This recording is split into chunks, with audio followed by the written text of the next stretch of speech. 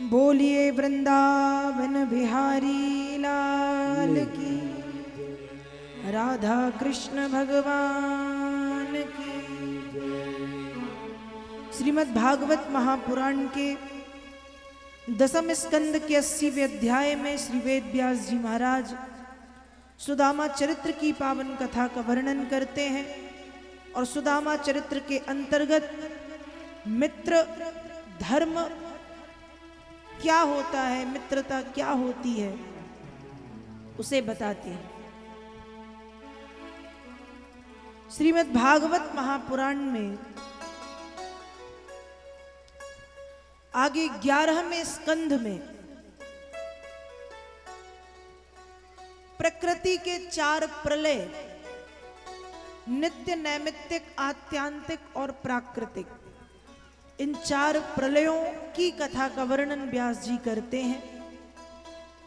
4 आश्रम, ब्रह्मचर्य, गृहस्थ, वानप्रस्थ और सन्यास का वर्णन व्यास जी महाराज ने किया। इसी के साथ ही साथ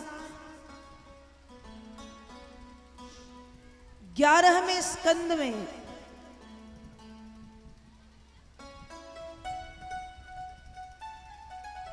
भगवान श्री कृष्ण के स्वधाम गमन और यदुवंश के विनाश की कथा का वर्णन व्यास जी ने किया। वेद व्यास जी वर्णन करते हैं कि एक समय की बात है, बहुत से ऋषि मुनि द्वारिका के समुद्र के तट पर प्रभास क्षेत्र में आकर के बसे हुए थे। तब भगवान श्री कृष्ण के पुत्र सांब भगवान कृष्ण के एक पुत्र हैं, स्त्री बना करके उन ऋषियों के पास ले गए और कहते हैं कि बताओ भगवान, ये स्त्री, ये कन्या बेटे को जन्म देगी या बेटी को? ऋषियों से मजाक किया, ऋषियों को क्रोध आया और ऋषियों ने कहा कि ये एक ऐसे मूसल को जन्म देगी जिससे तुम्हारे सारे कुल का विनाश हो जाएगा। पेट के भीतर से जब कपड़ा हटाया गया तो सचमुच एक मूसल निकला। उग्रसेन जी, वसुदेव जी आदि की सहमति से उसका चूर्ण बनवा के समुद्र में फेंकवाया। उसी मूसल से एक लोहा निकला, उसे भी समुद्र में फेंकवा दिया गया। लोहा एक मछली निकल गई और वो जो चूर्ण था वो समुद्र के किनारे आकर के लग गया, जिससे ऐरक नाम की बिना गांठ वाली घास, बड़ी बड़ी घास वहां पर उत्पन्न हो गई। कुछ समय के बाद सारे यदुवंशी समुद्र के तट पर बसे हुए थे।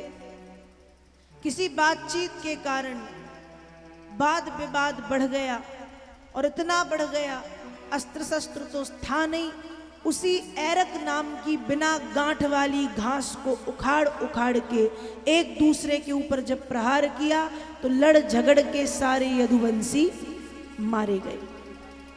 सारे यदुवंशियों का विनाश हुआ।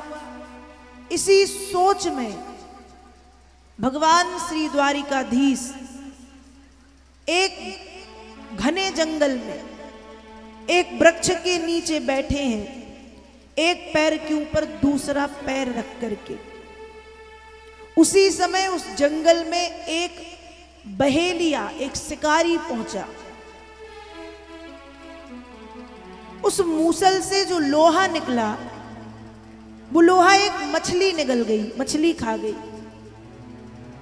मछली को मछुआरे ने पकड़ा, मछली काटी, मछली के भीतर से लोहा निकला। जब लोहा निकला तो लोहे को निकाल करके उस मछुआरे ने वह लोहा जरा नाम के बहेलिये को बेच दिया। बहेलिये ने उस लोहे से अपने बाण की नोक बना ली और उसी धनुष बाण को लेकर के वह जंगल में पहुंचता है। उस जंगल में जहां पर भगवान कृष्ण एक पैर के नीचे एक पैर के ऊपर दूसरा पैर रख करके बैठे। दूर से बहेलिये ने देखा तो भगवान श्री कृष्ण के चरण कमलों में शंख चक्र गदा पद्म अंकुश आदि के चिन्ह हैं। उसे पैर चमकते हुए दिखाई दिए तो उसे लगा कि ये कोई हिरण की आंख है। दूर से हिरण की आंख समझ करके उस बहेलिये ने जब बाण छोड़ी, बाण से प्रहार किया, जब बाण छोड़ी और बाण से प्रहार किया तो वह बाण जाकर के भगवान श्री कृष्ण के पैरों में चुभ गया, जिससे खून की धारा बहने लगी। बहेलिये को लगा हिरण मारा गया। जब पास में आके देखा तो वह भगवान कृष्ण का पैर था। दोनों घुटने टेक करके बहेलिया वहीं हाथ जोड़ करके बैठ गया और कहता है कि हे भगवान, मुझे क्षमा करें, मैंने ये जो भी किया है ये जानबूझ करके नहीं किया, अनजाने में मुझसे अपराध हो गया है। जब बार बार उसने क्षमा मांगी, भगवान ने कहा कोई बात नहीं, ये जो भी हुआ है सब मेरी माया के प्रताप से और प्रभाव से हुआ है। और भगवान कृष्ण ने उस बहेलिये को अपनी भक्ति का वरदान दिया। भक्ति का वरदान दे करके भगवान श्री द्वारिकाधीश उस स्थान से स्वधाम के लिए गमन करते हैं। भगवान ने स्वधाम गमन किया। जब यह बात विदुर जी, उद्धव जी इत्यादि सभी को पता चली तो वह सब दुखी हो गए, शोकग्रस्त हो गए।